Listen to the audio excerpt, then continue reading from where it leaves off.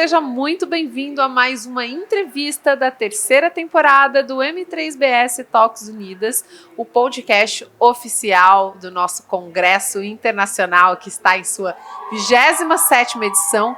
E esse ano está acontecendo aqui em Florianópolis, Santa Catarina. E agora eu vou conversar com o CEO da Blendos, o Flávio Exterquetter, para a gente conversar um pouquinho sobre dois temas que são extremamente sensíveis e importantes dentro da realidade das operadoras de autogestão e do mercado de saúde suplementar como um todo, que é o índice DSS da ANS e o TIS, o padrão TIS. Flávio, seja muito bem-vindo. Eu queria que você contasse um pouco do que a Blendos faz para as operadoras, olhando para esses dois pontos aí que são uma realidade de todos os dias dentro do mercado. Seja muito bem-vindo. Muito obrigado, Núbia. Obrigado aí pelo convite. É um imenso prazer estar conversando aqui no podcast da M3BS e nesse congresso especial da Unidas, né? Sempre muito bom.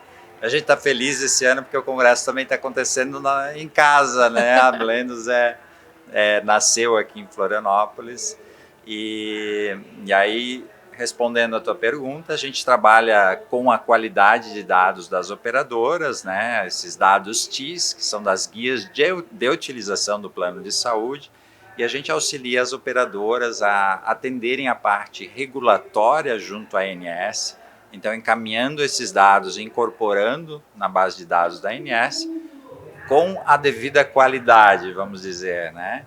E aí atuamos na simulação, no acompanhamento e na consultoria do IDSS, que é esse importante índice, né, de desempenho da saúde suplementar, e, enfim, que é um conjunto de indicadores. Que é extremamente fundamental e uma das questões que a gente mais discute, a própria Unidas premia as autogestões com melhor índice com melhor nota do IDSS. E o que eu queria te perguntar, Flávio? Com a sua experiência de mercado e vivência, quais são as principais dores e os principais problemas que vocês encontram nas operadoras que acabam tendo um impacto na nota do IDSS? Ótima pergunta. Aquelas operadoras que chegam para a gente relatam muito uma dificuldade de conseguir entender como os seus dados impactam no seu desempenho, como os dados chegam naquelas pontuações, naquele resultado, que muitas vezes ela não se reconhece naquele resultado.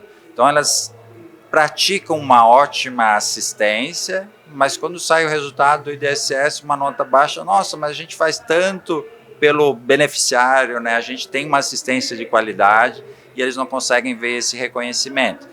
E claro, as dores às vezes passam por um departamento que é responsável por cumprir essas obrigações legais de encaminhar os dados, e esses dados refletem muito nos indicadores, tá? Principalmente os dados das guias TIS. Perfeito. E você diria que a gente precisa melhorar a nossa cultura de cuidado com dados ou de atenção para os dados dentro da saúde suplementar? Com certeza, com certeza. Eu tenho uma trajetória um pouquinho diferente, profissional. Eu me formei antes na área de sistemas de informação, mais tarde na vida eu fiz medicina, para conseguir entender um pouco melhor a área da saúde. E uma das coisas que mais me impactaram durante lá aquela fase de internato, de estar estudando, né, atuando em estágio em hospitais e clínicas, foi justamente a maneira como a informação é tratada na área da saúde, né? Inclusive na assistência, onde a informação é muito complexa.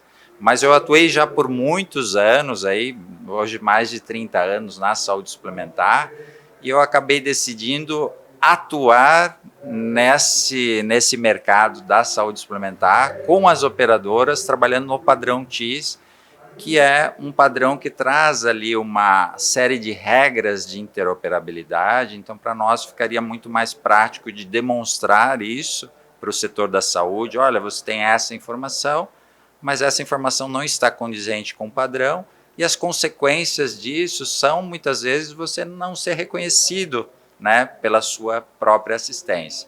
Então, sim, a qualidade da informação, ela é um problema da saúde que já deveria ter sido resolvido há muito tempo. Até porque se debate isso há muito tempo, né? Há anos. como a gente olha, como a gente usa melhor os dados, como a gente cuida melhor dos dados. Aí a gente discute interoperabilidade, a gente discute prontuário digital. E são discussões que sempre estão passando ali por dados e elas continuam existindo há anos, né? Exatamente. A questão da interoperabilidade que tu comentou, ou temas mais atuais como inteligência artificial. Já pensou uma operadora pegar os seus dados em que ela não confia, ela não sabe se eles estão corretos ou não, e colocar para um sistema de IA fazer um processamento e gerar conclusões, gerar insights, gerar outras informações, e muitas vezes pode direcionar para um caminho duvidoso. Até é curioso você comentar isso. Um dos diretores da Unidas, o Werner, ele fez uma apresentação no Fórum dos Presidentes. Ele trouxe um dado mostrando que quando a gente olha para o índice de digitalização do Brasil, a tomada de decisão baseada em dados, ela é a que tem o menor nota. Uma pesquisa acho que da McKinsey, que a McKinsey fez, acho que é 3,5% das decisões no Brasil como um todo, dentro das empresas, são tomadas baseadas em dados. É um índice muito pequeno, né? E é interessante ver que isso é um problema nosso, mas é um problema geral, óbvio. Tem áreas que estão mais avançadas, outras um pouco menos, mas essa coisa do cuidado com o dado, especialmente diante do uso da adoção de IA, de uma IA generativa que vai olhar as informações ali para trabalhar seja para melhorar a base de dados ou para criar, sei lá, uma estratégia que seja de cuidado. Se você não tem um dado bem tratado, talvez a gente esteja criando um problema bastante complexo também, né? Exatamente, tem uma frase em inglês que é muito conhecida, garbage in, garbage out, né? Então, se você leva dados inconsistentes para uma base para tomada de decisão, muito provavelmente o que vai sair de lá vai ser inconsistente também. E considerando esse cenário todo, agora eu queria saber exatamente como é o trabalho da Blendos com a operadora de autogestão, né? Como é que vocês constroem ali o escopo, onde vocês entram, como vocês atuam, como é que é feito esse acompanhamento. Então, eu queria que você contasse um pouquinho mesmo do relacionamento Blendos-cliente. Legal, ótimo. A gente é muito fã do modelo autogestão. As nossas primeiras clientes foram autogestões, tá? A gente gosta muito desse modelo. E a gente tem um escopo bem definido no trabalho com as operadoras. A gente comercializa um software que a gente oferece. Esse software que faz a análise da qualidade de dados, faz a simulação dos indicadores do IDSS, aquela previsibilidade, né? Então a gente simula durante o ano base, então muito antes da ANS reportar ou publicar para a operadora os resultados, e a gente faz isso com base nos dados do monitoramento TIS, que faz parte de um processo de envio de dados para a ANS. Então a operadora tem que enviar todas essas guias de utilização, e esse dado a gente utiliza dentro dos nossos algoritmos para indicar para a operadora tudo o que há de inconsistências. Baseado nisso, a gente tem também relatórios de análise onde a gente cria as evidências daquilo que está incorreto, mas a gente tem um time de consultores também, de analistas, que são especializados na saúde suplementar, que conseguem fazer a interpretação de tudo isso, indicando para a operadora o passo a passo para ela resolver esses problemas. E dentro desse contexto, a gente consegue indicar quais as principais inconsistências que geram um impacto negativo, que trazem um prejuízo para os indicadores do IDSS. Tá? Então, a gente consegue priorizar as ações que a operadora deve trabalhar para conseguir o melhor resultado. Perfeito, Flávio. Eu agradeço o seu tempo, agradeço o ótimo papo que a gente teve aqui.